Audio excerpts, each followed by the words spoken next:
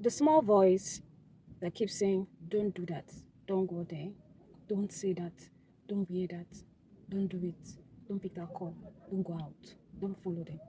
That small voice inside of you might just be your lifesaver. Don't ignore it. Hello guys, welcome back to another session of Above Limit. I am your host, Komitush. Today on Above Limit, we're going to talk on obeying God's voice. Most of the times, people say they've been praying to God for years, for a very long time, but they've never heard God. God has never spoken to them. I'm here to tell you that God has been speaking, but you have not been listening. You have not just figured out that this is God speaking to me. God speaks in so many ways, through our dreams, through our mentors, through our friends, through family. God speaks in diverse ways. All you have to do is listen. He's saying something always. How do you hear from God? How do you know that this is God? One, when you have prayed and you have asked God for clarity or for something, the next thing you have to do is believe and listen. Believe and listen. If you don't listen, how will you hear? If you don't pay attention, how will you know this is God speaking? That small voice inside you will keep telling you, go this way, do this, say this, but you ignore it. You ignore it sometimes because you're hungry.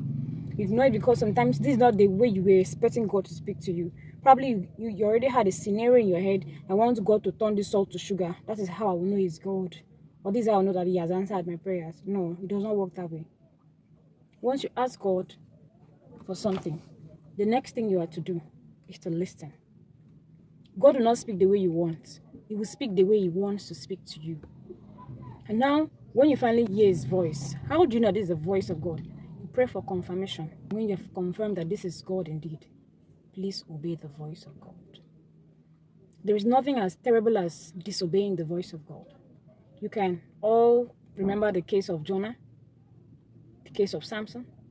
When God speaks and you confirm that this is God, you listen. You obey His word. You obey His voice. Most of the times, we make the excuse that we did not obey the voice of God because we did not feel the need to, or certain situations held us back. Have you thought of the reverse case? If I disobeyed the voice of God in this situation, in this time, what will happen to me? What will become of me? You might not have to pray for something before He speaks. When God says that something is about to happen to you, He will speak to you. He will speak through people to you. He will show you signs. Listen. He's always speaking. God is always saying something. God is always speaking. He cares about you. He's intentional about you. So listen to His voice when He speaks. Thank you for watching this video until the end. If you have not subscribed to my YouTube channel, please click on the subscription bell, subscribe and turn on your notification bell. I'll see you on my next video. Do have a lovely night's rest. I remain your host, Komitush. Bye.